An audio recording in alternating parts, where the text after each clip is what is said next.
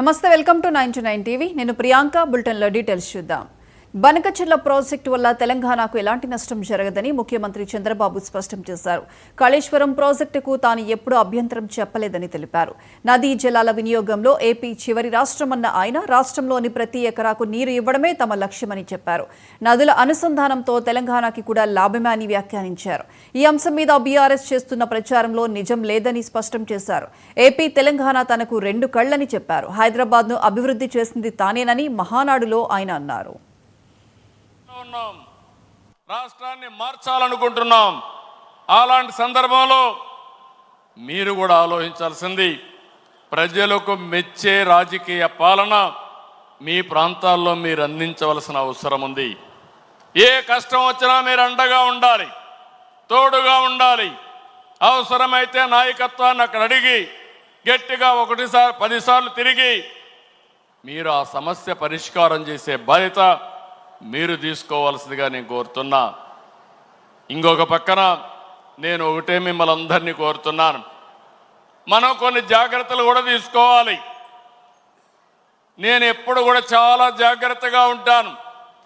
ఈ కడప గడ్డలో చెప్తున్నా, వివేకానంద రెడ్డి మర్డరు నాలాంటి నాయకుడినే మోసం చేయగలిగారంటే, తెల్లవారితో నిద్ర లేస్తే ఒక అసాక్షి పేపర్ ఒకటి ఉంది, టీవీ ఒకటి ఉంది.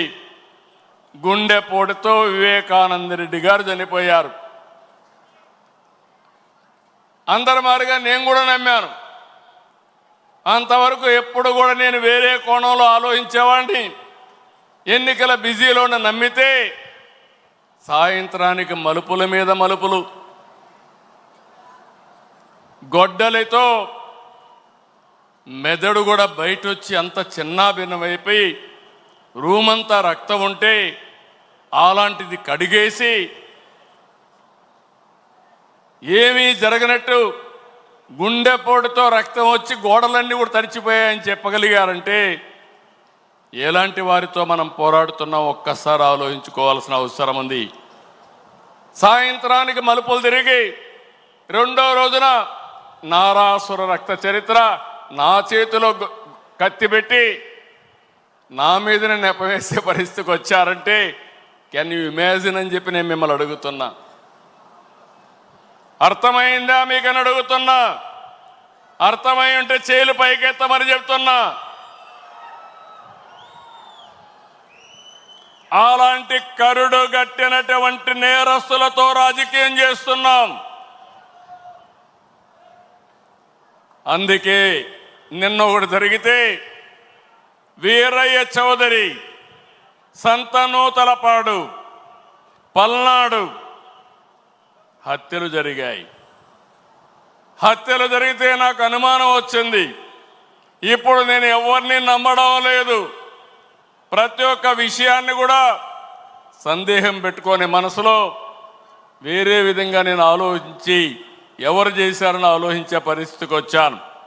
చేస్తే కొంతమంది మన దగ్గరుండి వాళ్లకు కోవర్ట్లుగా పనిచేస్తూ వాళ్ళ ప్రోత్సాహంతో ఇష్టానుసారం హత్యా రాజకీయాలు చేస్తున్నారు.